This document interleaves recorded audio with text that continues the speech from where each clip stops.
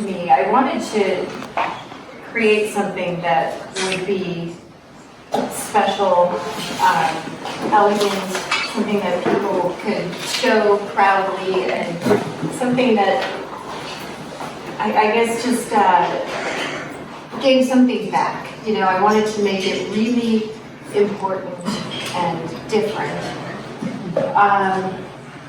So a lot of things went into it. It was inspired by a journal that I found that's an old journal. It's from 1982. And it was an interesting time of my life. I wrote a lot. I didn't have a lot of art supplies in those days, so writing was kind of my go-to thing. I still write a lot, but throughout this book are a number of poems that I took out of that journal. And the reason that I felt like that was an important thing to include was because one thing that I found was interesting about these old poems was that even though I've grown and matured a lot since that time of my life, I found it really interesting that the stories in them were still really relevant to my work. And so I very carefully curated the poems. Some of them got cut out. The book went through so many edits. It was really the book editor that finally stopped me and said, it's time to go to print. It was such a personal journey. It was a hard one, but I still feel like it was important to do. So I'll read one, and it's short, but just so you have an example of some of the stuff that went into here. So this one is on page 52.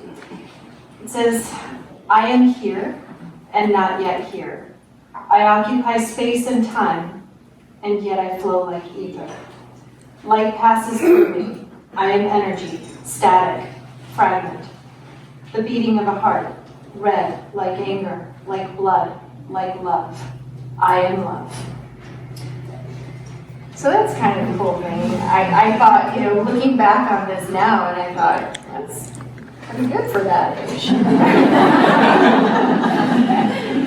but really, truly, it's so much of what I feel when I'm working now, you know. Every single piece that I create has a story that's unique to itself, you know. I always say that my work is, you know, about the individual. It's about the human condition and things like that. You know, people always ask, why is there always just one figure? It's not always, you know, but often.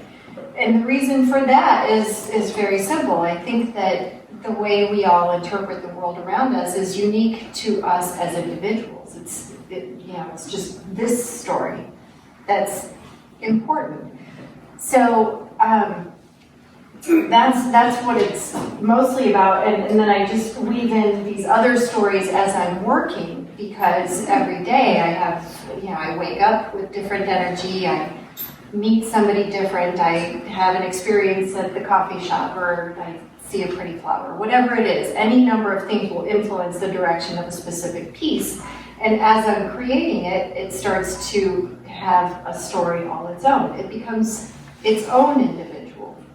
So I like that process. And here, I'll read something else. So this will shed a little light on some other writing from the book, because I often still write, but I write about the story that goes into the individual pieces. Because every one of them is really special to me. I probably know the name of every piece I've ever created, and that's a lot. But this is a painting called Alden. In painting Alden, I mentally and emotionally traveled back to one of the times I spent walking. I was very young. I don't remember my exact age, but I had been walking for several hours alone. I didn't know where to go. I had no home. I used to just walk a lot in those days. The weather didn't always cooperate, and it was really quite lonely. But walking always helped to literally give me a sense of direction and hope. mostly I wished and hoped somebody would find me and save me, which put me in a lot of dangerous situations, unfortunately. But hope was always there in my heart. Hope has sprung eternal in my life, and at this stage of things, I find myself feeling truly grateful. I'm glad I've survived, and ultimately, my work is about that survival and strength and hope. So, this is all that means anything to you from that distance, but it's a really cool painting. And so anyway, what I think is really neat about the book is I spent a lot of time thinking about what I wanted it to look like and what I wanted it to feel like. And I wanted it to be something that my collectors could feel really proud of and show and share with their friends. And I think I did a pretty good job of it. And then I brought in some other people to help me with it. My studio manager, Megan, wrote a wonderful essay about her interpretations of my work, which I think is really, really cool, and I had to include that. And the main essay for the book is written by Dr. Carol Damian, who is an art historian, and her critique of my work was really phenomenal, and so I was really grateful to have that included in the book. And then I wrote a foreword in the book that just sort of talks about what I put into it, and just sort of to preface the stuff that was to follow, so the poetry and the individual writings. And then the layout of the book was done by Michael Garzello, who's an amazing layout guy, graphic artist, and friend. And so I just feel really happy about all of the things that went into it. So that's the book. And so just a little bit about the show. So Cecilia, I think, is just the most gifted curator I've worked with anywhere. And it's just such an honor to work with her. Her vision is so unique.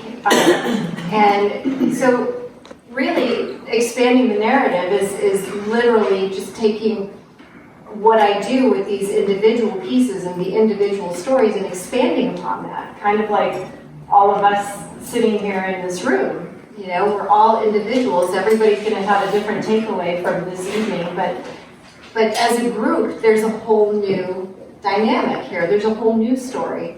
And so Cecilia took, different pieces of my work and created these little vignettes, these stories that, become bigger stories. And I just thought that was such a brilliant concept. And so I was really excited to do this show, and I think it looks extraordinary. So thank you for that.